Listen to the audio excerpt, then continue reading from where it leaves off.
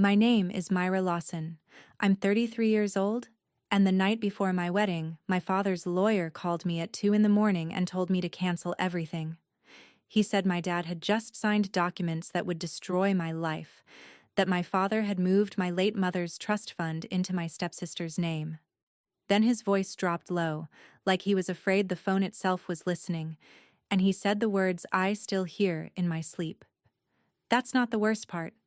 Check your fiancé's bank account. What I found on that screen put me on my kitchen floor in my pajamas at 2:20 in the morning, on what was supposed to be my wedding day. But here's what none of them knew. My mother had left me one door out, and what I did in the next 14 hours changed 4 lives forever. Welcome back to Hidden Family Revenge, where family secrets come to light and the quiet ones finally speak. If you've ever been the one who held your family together while they held you for granted, this story is for you. Drop a comment telling me where you're listening from, and be sure to subscribe, because you'll want to hear how this one ends. Let me back up to 2:04 a.m. I was awake anyway. Nurses don't sleep well the night before anything important. We lie there running checklists. The phone lit up with a number I didn't know, and I almost let it go to voicemail, because who calls a bride at 2 in the morning except a robot selling car warranties? I picked up on the 4th ring. The voice on the other end was old, rough, and completely steady, the way surgeons sound when the news is bad. Myra, this is Edwin Cole. I need you to listen to me very carefully. I said I was listening. He said, cancel everything. Your father just signed documents that will destroy your life. I actually laughed. I remember thinking this was the strangest scam script I'd ever heard. I said, what documents? And he whispered, he transferred your trust fund to your stepsister. But that's not the worst part. Check your fiancé's bank account. I told him I was hanging up. I told him scammers should at least wait until business hours. He didn't argue. He just said, quietly, your mother's anniversary is March 9th. She kept her wedding veil in a cedar chest, and she made me promise to watch over you. I drafted that promise myself, 12 years ago, at her kitchen table, while you were at nursing school. My mouth went dry. Nobody knows about the cedar chest. Not Grant. Not my father's new wife. I sat up in the dark of my apartment, alone, because tradition says the groom stays away the night before, and I heard myself ask him what I was supposed to check. He said, the paperwork your father filed came with its own emails, Myra. People forget what they forward. One of them mentions payments to a Grant Mercer. Is there an account you can look at right now? There was, so I opened it. Grant and I opened that account 8 months ago. Wedding fund, house fund, our future in one tidy number. I had the app on my phone like any other bill I managed. My thumb was shaking so hard I typed the passcode wrong twice. Then the screen loaded and there it was, sitting on top of the deposit history like it had every right to be there. 2 transfers, 3 weeks apart, $18,000, then $10,000 more.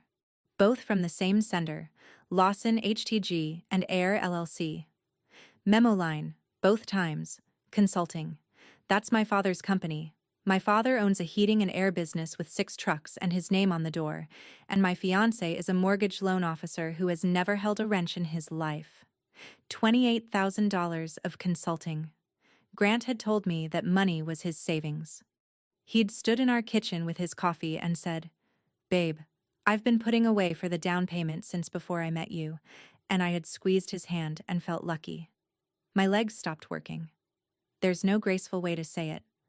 I slid down the cabinet to the kitchen floor and sat there with the phone glowing in my face, and for a second the edges of the room went soft and gray and I had to put my head between my knees. I've told strangers their husbands were dying. I've held hands through the worst nights of people's lives without blinking. But the floor of my own kitchen is where my knees finally quit. Edwin's voice came from far away, still on speaker, still patient. Myra, are you there? I said yes. He said, then I need to tell you why your father is paying your fiancé. First I asked the obvious question.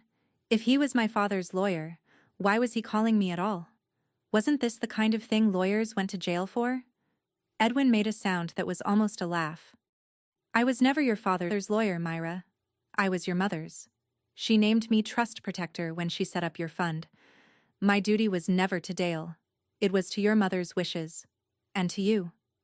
He explained it the way you'd explain medication to a scared family. Slow, plain, no big words. When my mom died 12 years ago, her life insurance and the money from my grandparents' land went into a trust. Just over $300,000 back then. Closer to 580 now. My dad was the trustee, the man holding the keys. I was the only beneficiary. And there was one line in that trust I had never paid attention to. The whole thing paid out to me directly when I turned 35. Or on the day I got married. Whichever came first. I stared at the wedding dress hanging on my closet door. The wedding, I said. The wedding is the deadline. Yes, Edwin said. At 4 o'clock this afternoon, your father stops being the man with the keys. So yesterday afternoon, at 4:12, he signed paperwork moving everything into a brand new trust. It's called the Lawson Family Legacy Trust. The named beneficiaries are his descendants and step-descendants. In practice, that means Brianna, my stepsister, who has never once asked me for anything. The transfer settles Monday morning, he said. The bank's compliance office had copied him on the instructions a few hours ago because my mother, my careful, quiet mother, had written that rule in herself. Which raised a question I couldn't let go of. What exactly had my mother been afraid of? My mother's name was Ellen. She was a school librarian in Marion, Ohio, for 22 years, and she smelled like old paperbacks and fabric softener, and she never in her life raised her voice at me. When I was 17 and my cousin got a car for graduation and I got a bus pass, I sulked for a week. Mom sat me down at the kitchen table and said the sentence I'd hear 100 more times before she died. We don't keep score in this house. She said love that keeps score isn't love, it's bookkeeping, and she refused to run her home like a bank. The cancer came the spring I turned 20. Ovarian. She had 18 months, and she spent an ungodly amount of that time on paperwork. I used to get angry about it. I wanted her on the porch with me, and she was at the table with folders. She sold her parents' farmland that fall. She met with a lawyer named Edwin Cole 4 times that I knew of, probably more that I didn't. Once I heard her on the phone saying, firm as concrete, "No, Edwin, you. It has to be someone who doesn't owe Dale anything." At the time, I thought nothing of it. She was 49 when she died, and I was 21, and I would have traded every dollar of that trust for one more ordinary Tuesday with her. It took me 12 years and one phone call in the dark to understand what she'd been doing at that table. My mother wasn't planning her death. She was reading the room she'd lived in for 25 years, and she was building me a door out of it. She just never told me what she saw coming through the other one. Here's what happened to our family after the funeral. I became the staff. Not overnight. It creeps. Dad's roof started leaking the winter I finished nursing school, and I paid for it, because I had a signing bonus and he had a business in a rough patch. I turned down a job in Columbus 40 minutes away because Grandma Lawson needed rides to her heart appointments and somebody had to take her. Somebody meant me. 3 years after Mom died, Dad married Carla. She came with a boutique downtown, a laugh you could hear across a parking lot, and a daughter named Brianna. 18 then, quiet, always half hiding behind her phone. I tried with them. I genuinely did. I did Thanksgiving at their house. I helped Brianna move into her first apartment. I smiled through Carla redecorating my mother's living room in colors Mom would have hated. And every Christmas, my father handed out envelopes. The year I paid for his roof, Brianna's envelope was thicker than mine. I know because she opened hers next to me on the couch, and I saw, and my father saw me see. He wasn't even embarrassed. He shrugged, comfortable as a man in his own recliner, and said, "You were always fine." That was the whole explanation. You were always fine. I took it as a compliment for years. I filed it next to Employee of the Month. Myra the Reliable. Myra who doesn't need. Myra, the human backup generator. There in every outage and forgotten every sunny day. I thought being fine was the same as being loved. It took one phone call at 2 in the morning to teach me the difference. I met Grant Mercer 2 years ago across a desk with my mortgage application on it. I was buying a little house on Cherry Street. That fell through later, but that's how we met. He wore a navy tie and he explained interest rates like he actually wanted me to understand them. And when I said something dry about hospital coffee, he laughed at the right part. He was careful with money. That was the thing I loved first, I'm not ashamed to say it. I'd spent my 20s patching other people's leaks. Here was a man with a budget spreadsheet and a retirement plan. He proposed last spring at Mirror Lake, on one knee on the dock, and I said yes before he finished the sentence. I want to be fair to the woman I was, so let me tell you what I did notice. About a year in, I saw a betting app on his phone. Bright green, little racing numbers. I asked him about it straight out. I'm not a woman who hints. He didn't flinch. He said he'd messed around with it in his 20s, that it got away from him for a while, and that he was done. And he pulled up his credit report right there at the dinner table. Clean. Scores in the high 700s, no collections, nothing. I checked, is my point. I asked the question and I demanded the receipts, and the receipts were spotless. What I could not have known, what no bride could have known, was that the report was telling the truth and still hiding everything. Money owed to an offshore betting site never touches a credit report. There is no bureau for bookies. I asked the right question and demanded the right document, and the document was built in a way that could not contain the answer. 3:15 a.m. Edwin had said one more thing before we hung up. Find your copy of the prenup packet. 9 days before the wedding, Grant had come home with a blue folder from a law office in Columbus. Standard stuff, he said. Prenup like we talked about. Some estate acknowledgments. Sign at the tabs, honey.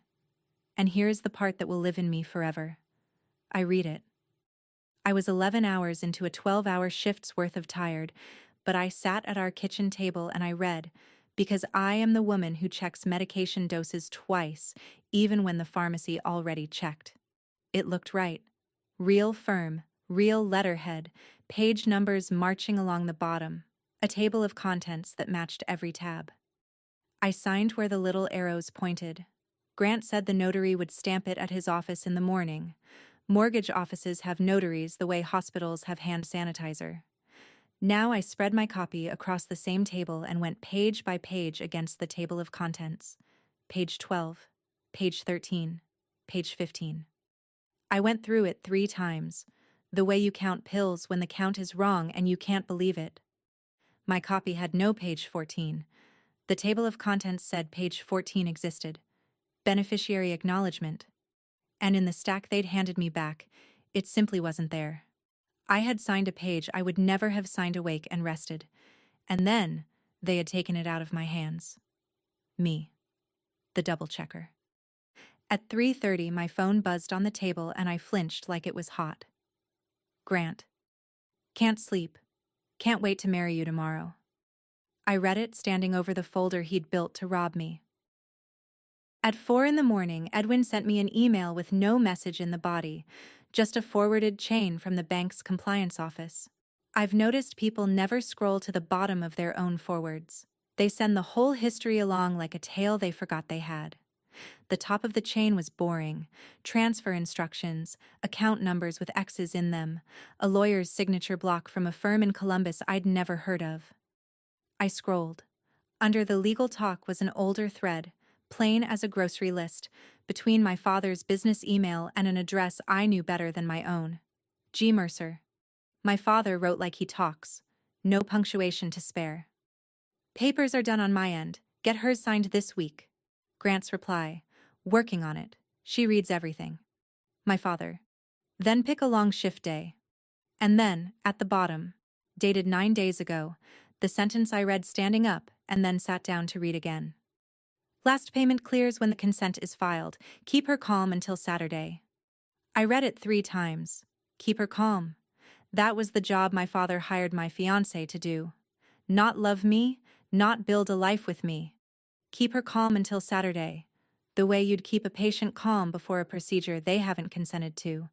$28,000, and the last installment was contingent on my signature reaching a filing cabinet. I sat in my kitchen while the sky started to go gray at the edges, and I felt something in me go very quiet and very cold. And if you've ever been there, you know that quiet is not weakness arriving. It's arithmetic finishing. I called Edwin back at 4:30 and asked him to explain it all to me like I was a family member in a waiting room. He was good at that. Better than most doctors I know. Think of your mother's trust as a pitcher, he said. Your father was allowed to hold the pitcher. He was never allowed to own the water. What he did yesterday is called decanting. He poured your mother's pitcher into a new jug with someone else's name on it. The law allows it in some cases, he said, but not the way Dale did it.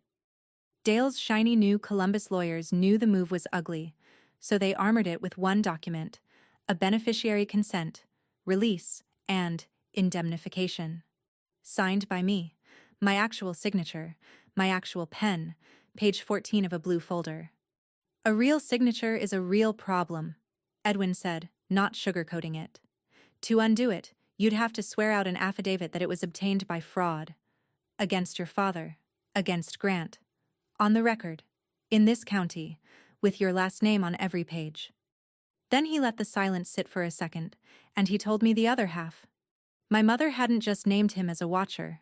She'd given the trust protector teeth, the power to remove a trustee without a courtroom, same day, with a signed instrument and written notice to the bank. Dale's lawyers either never read her trust closely or never believed an old man would use it. Your mother didn't leave you money, Myra, Edwin said, and his rough old voice cracked just slightly in the middle of it. She left you a door, but I want you to hear me. The door only opens from your side. I asked him what walking through it would cost. He said, everything the wedding was supposed to buy. Here's the thing nobody tells you about betrayal. The first question isn't how could you, it's why now. So I sat with my cold coffee and did what I do at work when a chart doesn't add up. I stopped looking at the numbers and started looking at the dates. Carla's boutique had closed 2 years ago. Retiring from retail, she'd called it, with the parking lot laugh. But I'd driven past the empty storefront and seen the paper in the window, and it wasn't a thank you note to loyal customers. It was a notice from a bank. My father had co-signed that dream. I knew because I'd been at the dinner where he announced it like a man buying a boat. And last fall, Brianna's little Honda got replaced by a newer one, financed, I now realized, through nobody's salary. That made sense. Dad had also stopped complaining about business. Men like my father complain about business the way other people talk about weather. When the complaining stops, the weather's gotten too bad to mention. The new trust was named for Brianna's future. I'd bet my license the money was aimed at my father's past. The second mortgage, the co-signed loans, the hole Carla's boutique had chewed in him. Brianna's future wasn't the destination. It was the label on the box. And that made it worse, not better. My stepsister, 27 years old, working the front desk at a dental office and staying out of everyone's way, had been drafted into a robbery as its cover story. I remember thinking, with that cold arithmetic still running, does she even know? And then the clock on my stove said 4:50, and I decided the man with the tuxedo hanging in his brother's guest room could answer his questions first. Grant's brother lives 10 minutes from me, in a duplex with a porch light that's been burned out since Easter. I knocked at 5 in the morning, still in yesterday's clothes, and when Grant opened the door in his undershirt with his hair flat on one side, for a half second his whole face lit up, like this was romance, like I couldn't wait either. Then he saw my eyes and the light went out of him floor by floor, like a building shutting down for the night. I didn't yell. I put my phone up, screen out, the deposit history glowing between us. $28,000 of consulting, I said. Walk me through the consulting. He held the doorframe and tried the first lie. That it was a loan from my dad for our house, that he'd wanted to surprise me. It lasted maybe 40 seconds, and then it fell apart, because I just stood there and let it. Silence is the best scalpel I own. It all came out on that dark porch in pieces. The betting app hadn't stayed in his 20s. $60,000 deep, hiding it, drowning. And last fall, Terrified that mortgage underwriters would someday see the monthly bleed in his statements, Grant had gone to my father, man to man, don't tell Myra, to ask for a quiet bridge loan. He handed Dale the leverage himself. My dad didn't warn me. He drove to Grant's office, closed the door, and made him an offer. The debt paid, quietly, plus a little more. In exchange, one signature from me, collected at home. No questions, no drama. He told me the trust was gone either way, Grant said, and here's the sentence I'll never forget. The one he offered up like it would help. Myra, it wasn't about you. It wasn't about you. Men always say that like it's a bandage, and it's always the deepest cut in the drawer. I stood on that porch and looked at the man I'd picked out dishes with, and I watched him understand, in real time, that the wedding was dissolving between us, and then I watched him get smart. Grant is very good at pivoting. It's what made him top producer 3 years running. He lowered his voice into the warm register, the closing register. Okay, here's what we do. We get married today, exactly like we planned. Then Monday, we lawyer up. You and me, Myra, as husband and wife, and we go after your dad together. I'll testify. I'll hand over every text. He bribed me. That's a crime. We'll own him. But if you cancel today, you're alone. And he wins. I want to be honest with you. For about 10 seconds that offer had a shape to it. It sounded like not being alone. It sounded like salvage. That's the thing about people who are good with money. They can make you a payment plan for anything, even your own dignity. Then I heard it for what it was. You'd testify against the man who paid you, I said, for a cut of what's left. He blinked, and in the porch dark I saw the tiny flinch of a salesman whose customer has read the fine print out loud. I took the ring off. He reached for it and I closed my fist and put it in my jacket pocket instead. I wasn't ready to hand it over, not yet, and I couldn't have told you why. I walked back to my car through the wet grass. One down. The hard one was still asleep in his bed. I drove back to my apartment as the sky went from gray to the color of skim milk. I had 90 minutes before I could decently bang on my father's door, and I spent them doing something I can't fully explain, except that my feet took me there. At the foot of my bed sits my mother's cedar chest. Her mother's before her. The hinges sing one long note when you lift the lid, and the smell inside is 1975 and every good thing. On top, folded in tissue paper I replaced every year like a ritual, was her wedding veil. Ivory, fingertip length, a little foxed at the edge where her mother had pressed it wrong in 1978. I was supposed to wear it at 4 o'clock. We'd planned it, Mom and I, in the last months. One of those deals you make with a dying woman where you both pretend the future is a sure thing. I sat on the floor and held it for a long time, and then I folded it back into its tissue, laid it in the chest, and closed the lid. The latch has a small brass lock, and the key had lived in the junk drawer for a decade. I went and got the key. I locked the chest, and I threaded the key onto the chain around my neck. Next to nothing, so I'd feel it all day.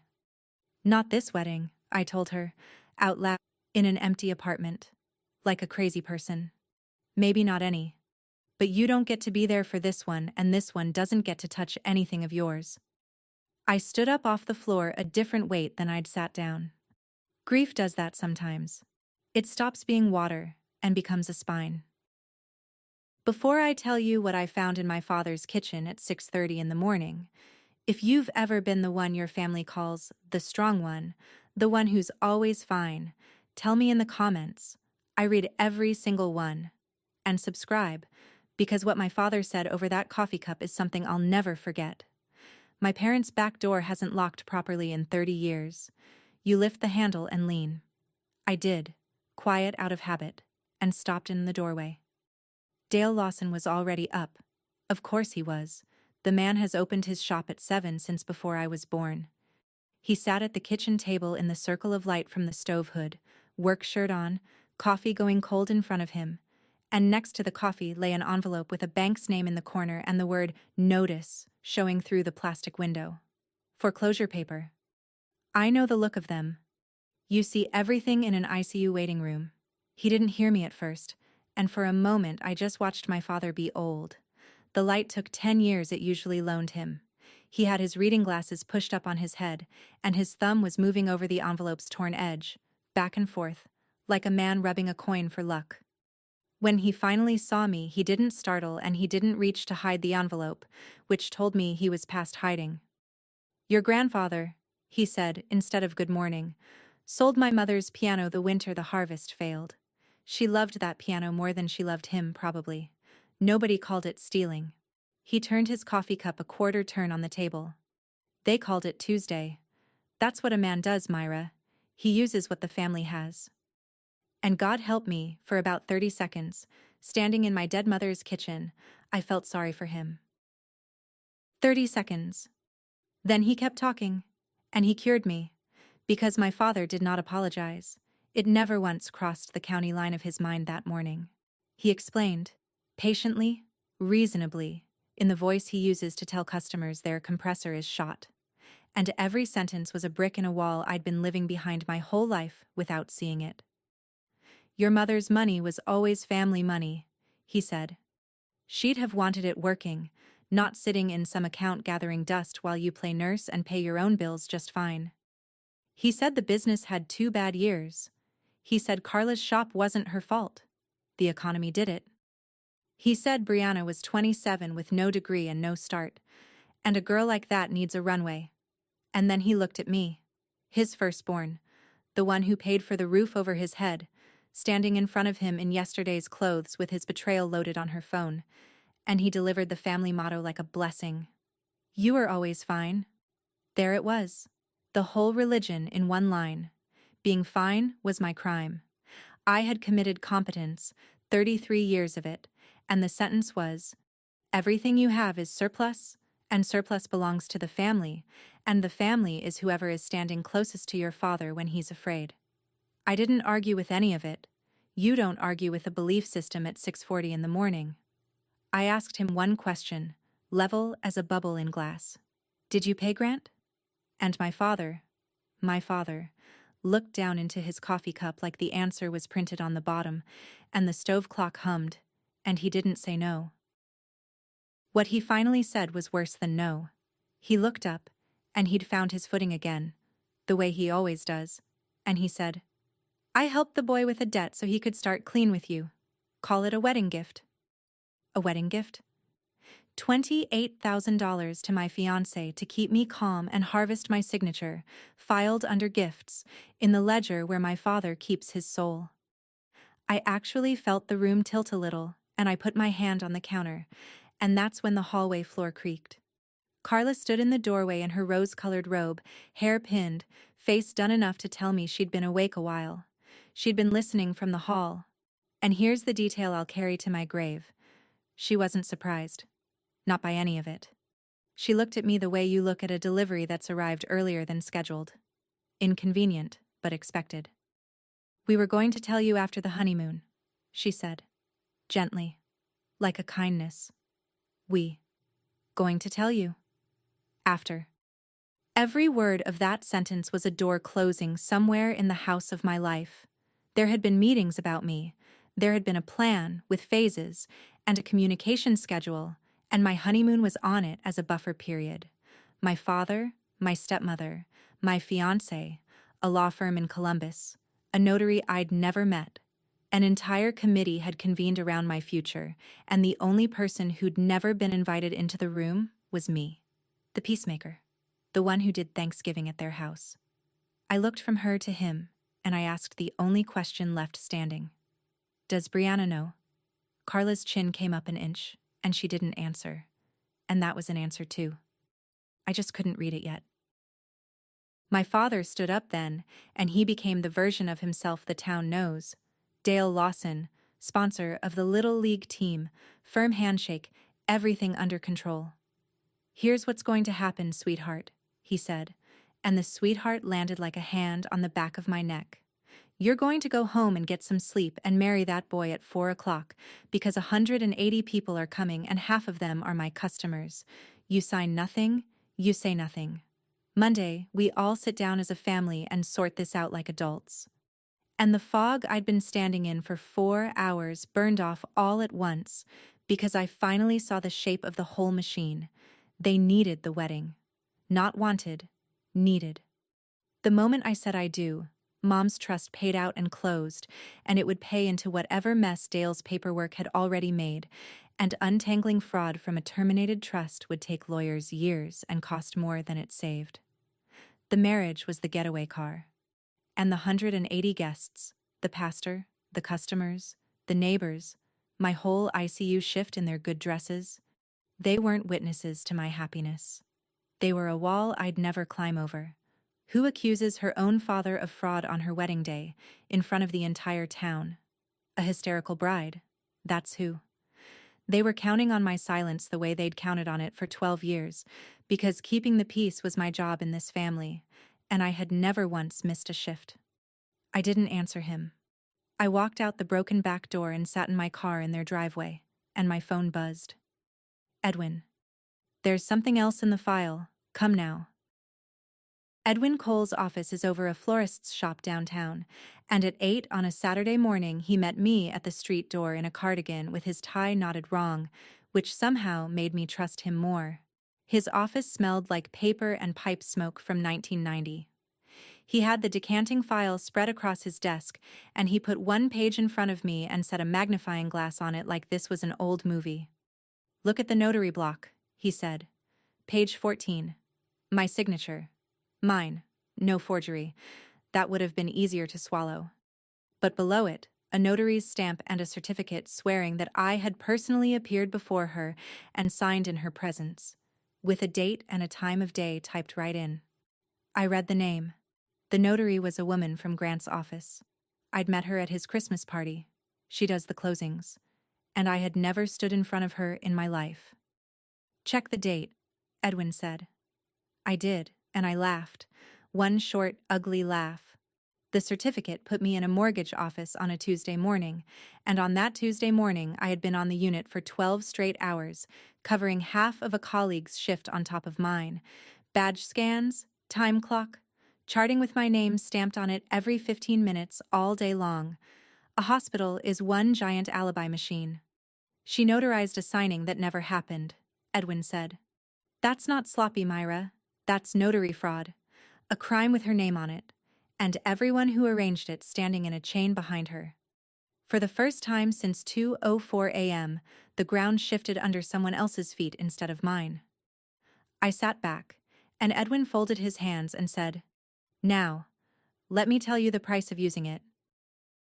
He laid 2 documents side by side on the desk, squaring their corners, an old man's tidiness.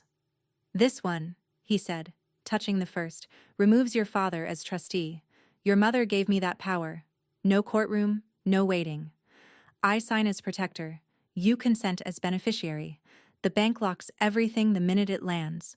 The transfer dies Monday morning in its sleep. His finger moved to the second. This one is your affidavit. It says your consent on page 14 was obtained by fraud. Without it, your signature stands, and some judge someday untangles it. Maybe. With it, the consent is dead. But Myra, understand what it is. You will be swearing, on the record, in the county where your father coaches Little League, that Dale Lawson and Grant Mercer defrauded you. It will be public. It may bring in the prosecutor whether you want him or not. There is no version where you sign this and still get walked down an aisle by your father. Not today. Possibly not ever. He took off his glasses and rubbed the dents they'd left. Your mother made me promise to watch, and I've watched. But she couldn't sign this for you, and neither can I. The door only opens from your side. I looked at the 2 pages. 30 grams of paper, maybe. I've handed people heavier consent forms for a flu shot.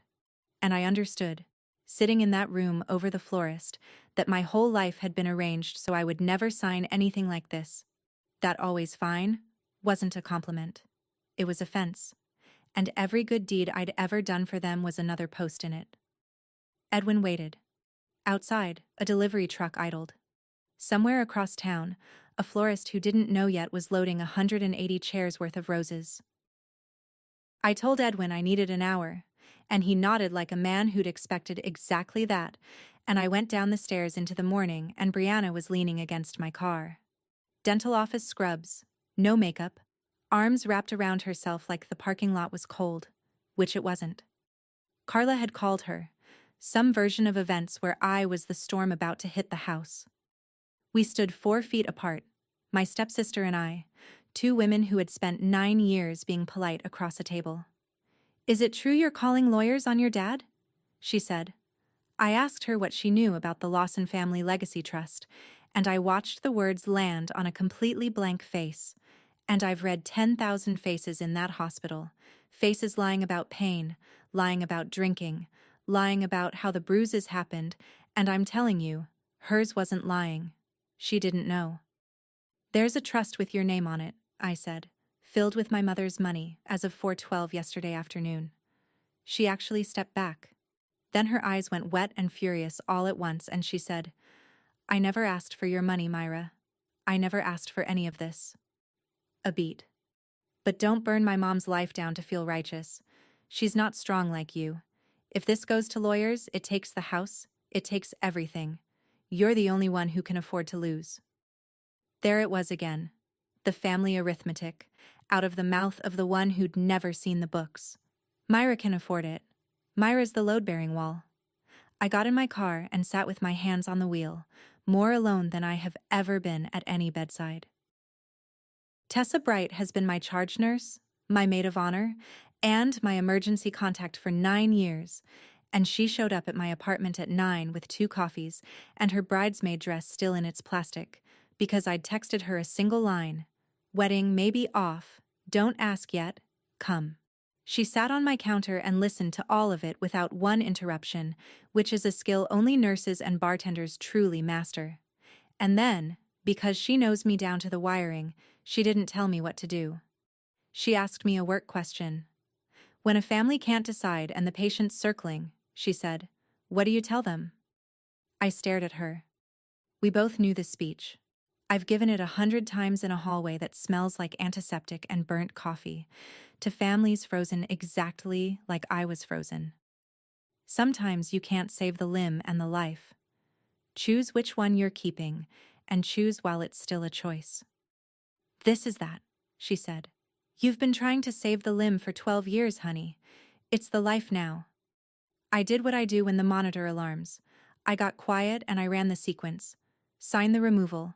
The money locks. Mom's picture stays mom's. Sign the affidavit. Page 14 dies.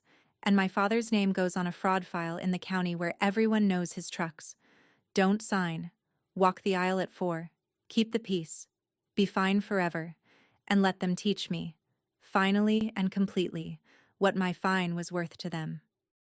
I want to pause here, because at 10 a.m. I still had a choice, and part of me wanted to take the quiet road and keep my family. If you think I should have signed nothing and kept the peace, say so in the comments. I promise some of you will. Then stay with me, because what happened in that chapel is the part I still dream about. At 10:12 a.m., I sat back down at Edwin Cole's desk and picked up his heavy black pen. I signed the consent to remove my father as trustee of my mother's trust. My signature has been on 10,000 documents, medication orders, incident reports, a mortgage application that started this whole thing, and it never once felt like this. Edwin signed beneath me as protector, dated it, and his paralegal? Dragged in on a Saturday, bless her. Scanned it to the custodian bank's emergency line while we watched the progress bar like family outside an OR. Then the affidavit. I read every line of it twice. Obtained by fraud. Materially false notarization. My hand did not shake, which surprised me. At the bottom there was a checkbox, added by Edwin's careful hand. Request referral to county prosecutor. My pen hovered over that box for a long moment. Grant, in handcuffs. My father's name in the court reporter column of the paper his customers read at breakfast. It was right there, and I had earned it. And it would have been so easy. I left the box empty. Edwin raised his eyebrows a quarter inch. "Not because he deserves mercy," I said. "Because I decide what I carry." He nodded slowly, like I'd passed a test neither of us had named. At 10:31, the bank's confirmation pinged. Instruments received. Account frozen pending review. Trustee authority suspended. It was done. The old life ended at 10:31 on a Saturday morning above a florist shop, and no one in it knew yet but me. I turned my phone over. 14 missed calls from Dad. One voicemail, 30 seconds of breathing, and then his voice, low and final. If you do this, you have no father. At 12:30, the lobby buzzer went off, and when I looked out the window, there was Grant on the sidewalk, in the full tuxedo, holding flowers. He'd come to perform. I went down because I didn't want him in my home, and we stood in the entryway with the mailboxes, and he did the whole number, the smile, the flowers held out like a torch, the speech he'd clearly rehearsed in his brother's bathroom mirror. He loved me. Last night was the worst mistake of his life.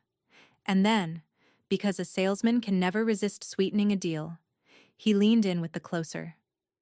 I talked to your dad this morning, babe. He's willing to fix everything. The money. All of it. Back where it belongs. If we just get married today. 4 o'clock. Everybody wins. I looked at him and felt absolutely nothing move in me, and the nothing was informative. There it was. One more time, with a boutonniere on it. The wedding wasn't for me. It never had been. Not for weeks. The wedding was the last asset they needed to strip. My vows, notarized by a pastor in front of the whole town, the final signature in the folder. Even now, with the account frozen solid, my father's instinct wasn't to call his daughter and beg forgiveness. It was to send the pretty salesman to close. The account's frozen, Grant, I said. It has been since 10:31. I watched him do the math, watched the exact second the flowers became just objects in his hand. So there's nothing left in this for you. You can go. He stood there in his rented tux with his mouth open, and I walked up my own stairs and didn't look back to see how long he stayed. Here's the part nobody expects, and I'm not sure I can fully explain it even now. At 3 o'clock, I put on my wedding dress. Alone in my bedroom, all those tiny buttons, Tessa doing up the last 6 with her jaw set like a soldier's. Not the veil. The veil was in the cedar chest, and the chest was locked, and the key hung cool between my collarbones where I could feel it. But the dress, yes. Because 180 people were driving toward a chapel at that very moment with wrapped gifts on their back seats. My great-aunt from Toledo, half my ICU in their good clothes, neighbors who'd known my mother, and none of it was their fault. They deserved to hear it from the bride, standing up, in person. Not from a text chain, not from whatever story Carla was already drafting, not from a folding sign on a locked chapel door. And I'll tell you the truer thing underneath. For 12 years I had kept every piece by disappearing, smoothing, absorbing, handling it quietly so nobody was ever embarrassed. That was my ministry, and I had just resigned. Hiding today, however gracefully, would have been one more quiet Myra move. I was done being managed and done managing. Tessa drove. I sat in the passenger seat of her Subaru in 15 pounds of ivory satin, holding no flowers, watching the corn go by, and I felt the strangest calm I've ever felt. The calm from the far side of triage, after the choice, when your hands finally stop weighing things. The chapel doors were white. My mother would have loved them. The chapel is an old country church they renovated for weddings. White clapboard, real steeple, an organ that wheezes on the low notes. By 3:30 the lot was full, and the organist was working through the prelude list, and I came in through the side door into the little vestibule, and my father was waiting for me there. Gray suit, fresh shave, boutonniere already pinned, because of course he'd dressed for the version of today where he won. He looked at me in the dress, and something crossed his face. I'll never know if it was grief or logistics. And then he reached into his breast pocket and took out a folded check and a single typed page. He held them out the way he's handed me things my whole life, like the transaction was already agreed and my hand was just late. Every cent back in the account by Wednesday, he said, low, while the organ murmured through the wall. Plus what the venue cost me. It's all written down. You withdraw that removal thing, you tear up whatever that old man had you sign, and this stays in the family. Marry him or don't. I don't even care anymore. No lawyers, Myra. Family handles family. And I want you to understand what he was offering, because I understood it completely, standing there with the organ humming and 180 programs rustling on the other side of one door. He was offering me everything I had wanted my entire adult life. The money back, the quiet, the family, intact, resealed, no scandal. My father, still my father. All of it, printed and signed for one price. The same price as always. Me, going back to being fine. I looked at the check for a long moment. His signature at the bottom, that confident tangle I used to forge on permission slips in 8th grade because he was never home to sign them. And I heard my mother's voice, so clear across 12 years that I half turned my head. I said it quietly, because the truest things don't need volume. We don't keep score in this house. That's what Mom used to say. You remember? His jaw moved.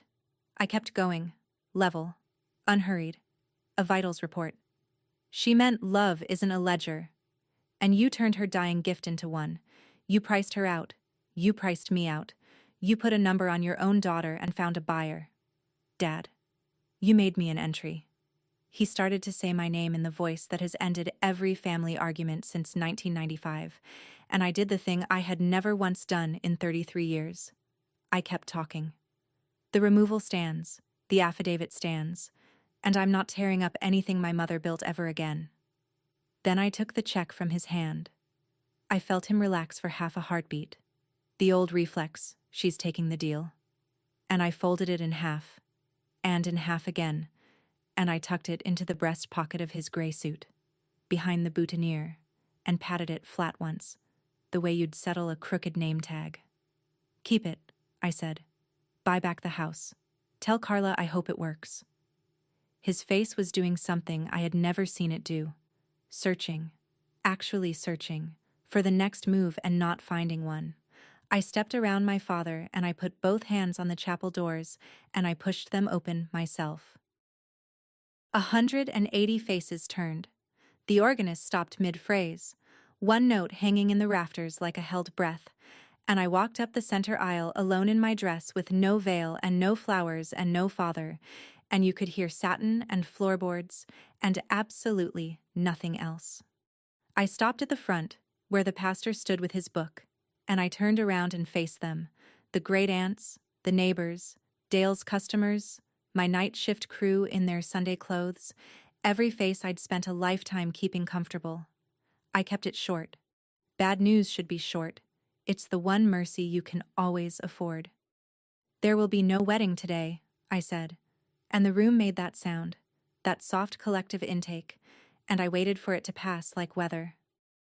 Last night I learned that people I trusted most made choices I couldn't stand beside. I won't be making vows today. That's all you need from me, and it's all you'll hear from me. No speeches, I promise. A pause, one breath. The dinner is paid for. Please stay. Eat, dance if the band's willing, and hug somebody you're honest with. Somewhere in the third row, a chair scraped, and Grant came up the side aisle.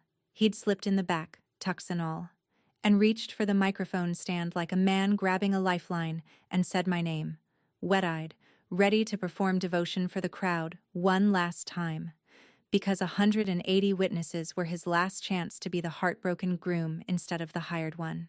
I didn't let him build to anything. I walked to him, took his hand, and pressed the ring into his palm, folding his fingers over it gently, a nurse returning personal effects. It wasn't about me, I said. You told me so yourself. And I watched the sentence he'd offered as a bandage come back to him as a verdict. It was my father who lost his composure in front of the town, not me. I want that on the record because for 12 years the family story was that I'd be the emotional one if the truth ever got loose.